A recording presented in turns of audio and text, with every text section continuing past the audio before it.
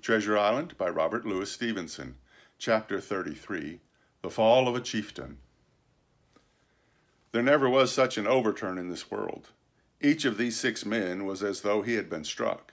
But with Silver the blow passed almost instantly. Every thought of his soul had been set full stretch like a racer on that money. Well, he was brought up in a single second dead. And he kept his head, found his temper, and changed his plan before the others had had time to realize the disappointment. "Jim," he whispered, "take that and stand by for trouble." And he passed me a double-barreled pistol. At the same time, he began quietly moving northward, and in a few steps had put the hollow between us 2 and the other 5. Then he looked at me and nodded, as much as to say, "Here is a narrow corner," and indeed I thought it was. His looks were not quite friendly, and I was so revolted at this constant change that I could not forbear whispering, "So, you've changed sides again." There was no time left for him to answer in. The buccaneers, with oaths and cries, began to leap one after another into the pit and to dig with their fingers, throwing the boards aside as they did so. Morgan found a piece of gold. He had held it up with a perfect spout of oaths. It was a 2-guinea piece, and it went from hand to hand among them for a quarter of a minute. "2 guineas!" roared Mary, shaking it at Silver. "There's your 7,000 pounds, is it? You're the man for bargains, ain't you? You're him that never bungled nothing, you wooden-headed lubber." "Dig away, boys," said Silver with the coolest insolence. "You'll find some pig nuts, I shouldn't wonder." "Pig nuts!" repeated Mary with a scream. "Mates, do you hear that? I tell you now that that man there knew it all along. Look in his face. You'll see it wrote there." "Ah, Mary," remarked Silver, "standing for captain again. You're a pushing lad, to be sure." But this time everyone was entirely in Mary's favor. They began to scramble out of the excavation, darting furious glances behind them. One thing I observed, which looked well for us, they all got out upon the opposite side from Silver. Well, there we stood, 2 on one side, 5 on the other, the pit between us, and nobody screwed up high enough to offer the first blow. Silver never moved. He watched them, very upright on his crutch, and looked as cool as I ever saw him. He was brave and no mistake. At last, Mary seemed to think a speech might help matters. "Mates," says he, "there's 2 of them alone there. One's the old cripple that brought us all here and blundered us down into this. The other's that cub that I mean to have the heart of. Now, mates," he was raising his arm and his voice and plainly meant to lead a charge, but just then, crack, crack, crack, 3 musket shots flashed out of the thicket. Mary tumbled head foremost into the excavation. The man with the bandage spun round like a teetotum and fell all his length upon his side, where he lay dead, but still twitching, and the other 3 turned and ran for it with all their might. Before you could wink, Long John had fired 2 barrels of the pistol into the struggling Mary, and the man rolled up his eyes at him in the last agony. "George," said he, "I reckon I settled you." At the same moment, the doctor, Gray, and Ben Gunn joined us with smoking muskets and from among the nutmeg trees. "For it!" cried the doctor. "Double quick, my lads! We'll head 'em off at the boats." We set off at a great pace, sometimes plunging through the bushes to the chest. I tell you, but Silver was anxious to keep up with us. The work that man went through, leaping on his crutch till the muscles of his chest were fit to burst, was work no sound man ever equaled, and so thinks the doctor. As it was, he was already 30 yards behind us and on the verge of strangling when we reached the brow of the slope. "Doctor," he hailed, "see there? No hurry." Sure enough, there was no hurry. In a more open part of the plateau, we could see the 3 survivors still running in the same direction as they had started, right for Mizzenmast Hill. We were already between them and the boats, and so we 4 sat down to breathe while Long John, mopping his face, came slowly up with us. "Thank you kindly, doctor," says he. "You came in about the neck, I guess, for me and Hawkins. So it's you, Ben Gunn," he added. "Well, you're a nice one, to be sure." "I'm Ben Gunn, I am," replied the maroon, wriggling like an eel with his embarrassment.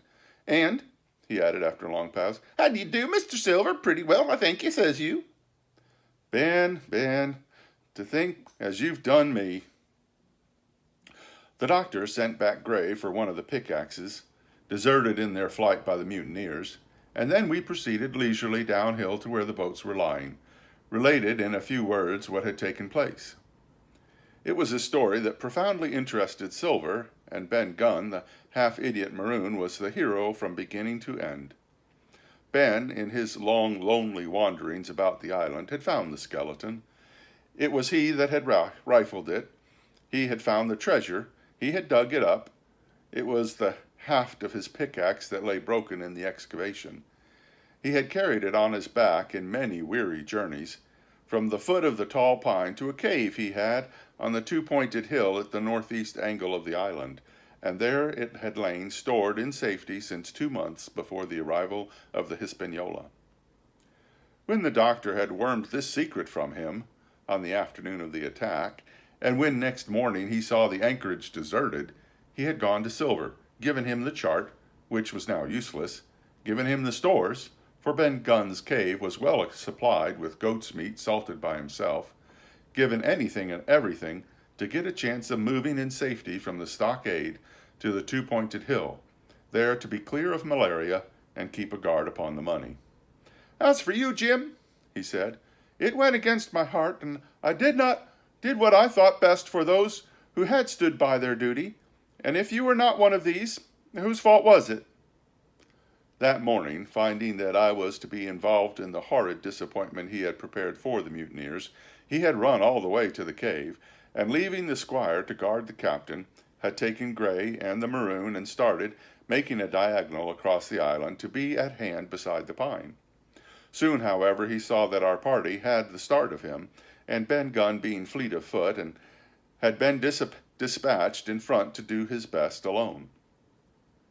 Then it had occurred to him to work upon the superstitions of his former shipmates, and he was so far successful that Gray and the doctor had come up and were already ambushed before the arrival of the treasure hunters.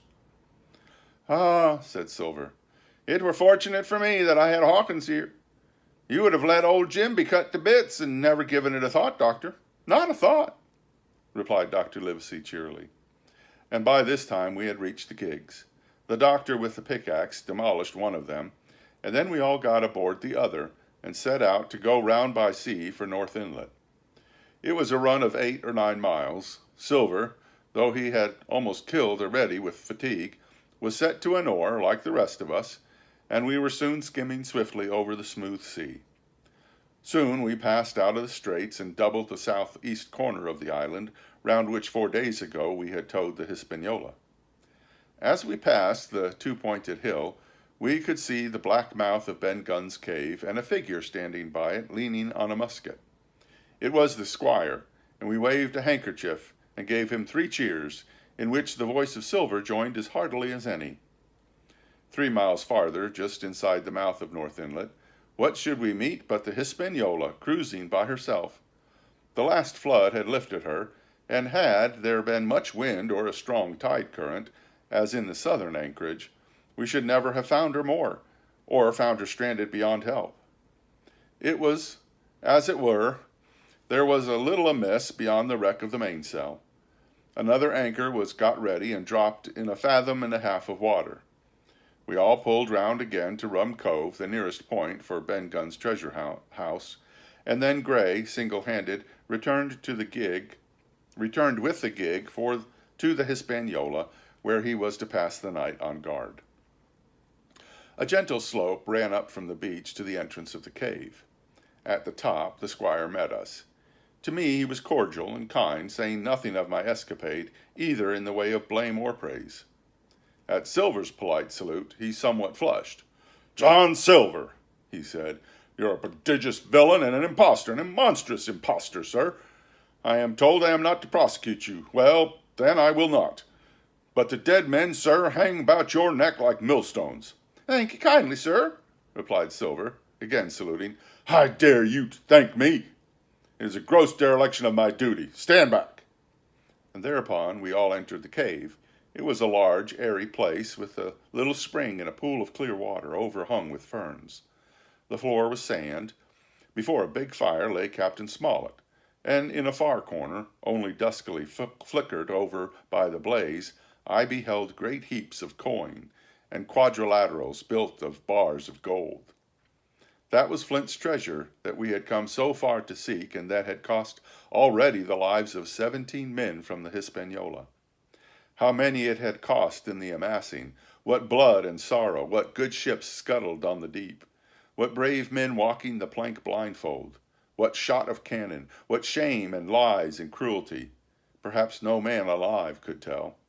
Yet there were still 3 upon that island, Silver, old Ben Morgan, and Ben Gunn, who had each taken his share in these crimes, as each had hoped in vain to share in the reward. "Come in, Jim," said the captain. "You're a good boy in your line, Jim, but I don't think you and me'll go to sea again. You're too much of the born favorite for me. Is that you, Silver? What brings you here, man?" "Come back to my duty, sir," returned Silver. "Oh," said the captain, and that was all he said. What a supper I had of it that night, with all my friends round me, and what a meal it was, with Ben Gunn's salted goat and some delicacies and a bottle of old wine from the Hispaniola. Never, I am sure, were people gayer or happier. And there was Silver, sitting back almost out of the firelight, but eating heartily, prompt to spring forward when anything was wanted, even joining quietly in our laughter, the same bland, polite, obsequious seamen of the voyage out. End of chapter 33.